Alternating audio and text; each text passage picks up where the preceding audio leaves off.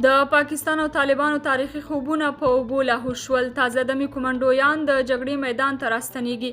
دا چې اسدالله خالد نن ورته څه ویلي همدغه ویډیو کې وګورئ او چینل هم سبسکرایب کړئ. پاکستان او طالبان چې د افغان پوځ ختمولو او د زور له لارې د کابل نیولو خوبونه ویني او د همدې ارمان پوره کولو لپاره پلانونه جوړوي. خو ښکاري چې حکومت د دوی د دې شوم پلان پر ضد سختو اقداماتو ته اراده کړې ده. د ملي دفاع وزیر په وروستیو نښتو کې د کمانډویانو له وروستیو بریاو څخه په ستاینې سره هغوی د دښمن د سترګو اغزي یاد کړل.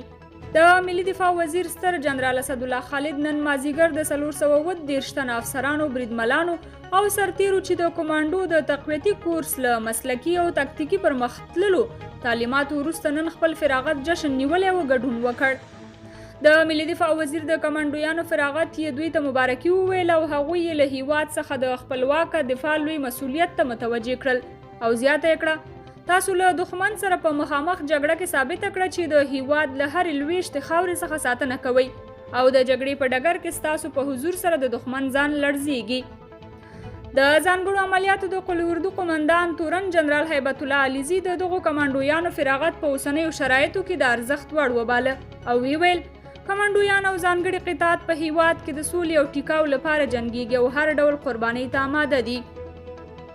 د دغه پروګرام په یوې برخه کې د ځانګړو عملیاتو قومندان برید جنرال هیبت الله علیزي او د 220 هوایي لیوا قومندان برید جنرال زیارمل پیلوټ ته د جمهوریت ریاست د عالی مقام په منظورې د ملي دفاع وزیر له لوري د تورن جنرالۍ رتبې تقویز شوې. همداراز د ځانګړو عملیاتو قل اردو د 21 قومندانانو د زحماتو او لاسته راوړنو په ویاړ د ملي دفاع وزیر له لوري د تورن جنرالۍ رتبې تفویض شوې.